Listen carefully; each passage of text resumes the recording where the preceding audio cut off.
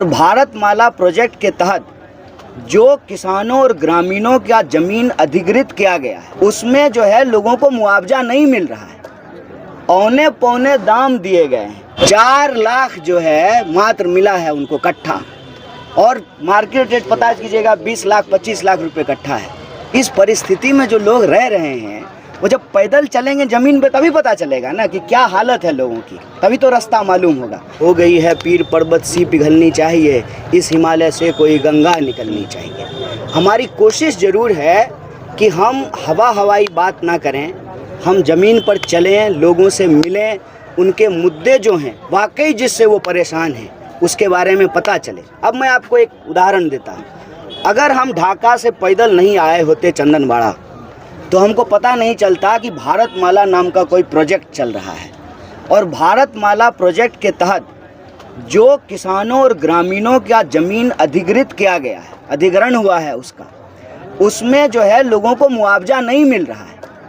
औने पौने दाम दिए गए हैं, क्योंकि आपको मालूम है सर्किल रेट अलग होता है और मार्केट रेट अलग होता है। यह जो इलाका है ये बॉर्डर का इलाका है। यहाँ जो नरकटियागंज में ज़मीन का मार्केट रेट है, जो रक्सौल में ज़मीन का मार्केट रेट है, जो बरगिनिया में मार्केट रेट है, जो ढाका में मार्केट रेट है, वो दिल्ली के बसंत कुंज में नहीं है, बसंत विहार में नहीं है, मुंबई में वैसा रेट नहीं होगा। क्यों? क्योंकि यहाँ एक इंटरनेशनल ट्रेड का मामला है।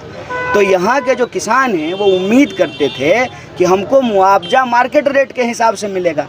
मार्केट रेट का हिसाब तो छोड़ दीजिए, एक जो है न्यायपूर्ण मुआवजा भी उनको नहीं मिला है।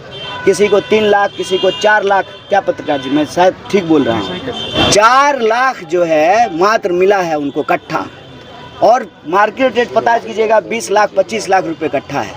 अभी मट्टी भरा रहा है, धूरा उड़ रहा है, एकदम लगता है बागमती नदी का। इस परिस्थिति में जो लोग रह रहे हैं वो जब पैदल चलेंगे ज़मीन पे तभी पता चलेगा ना कि क्या हालत है लोगों की, तभी तो रास्ता मालूम होगा। कल को जब चुनाव आएगा, हम ये थोड़ी कि हम पॉलिटिकल पार्टी हैं, NGO तो है नहीं, हम चुनाव तो लड़ेंगे ही। हमारा गठबंधन कोई आधिकारिक घोषणा तो हुई नहीं है।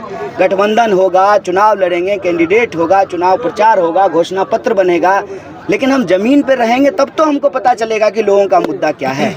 और हमने कहा कि हमारी पार्टी का उद्देश्य यही है कि इस पार्टी ने देश को आज़ादी दिलाई और इस पार्टी को ही इस देश की आज़ादी और संविधान को बचा करके रखना है। तो देश की आज़ादी और संविधान को अगर बचा करके रखना है तो जो प्रभावित वर्ग है ये उसका मंच बनेगा, सिर्फ MP MLA बने का मंच नहीं बनेगा। संघर्ष का मंच जब तक नहीं बनेगा तब तक MP MLA बना करके क्या करेंगे? रिजॉर्ट खेलने लगता है लोग चुनाव के बाद।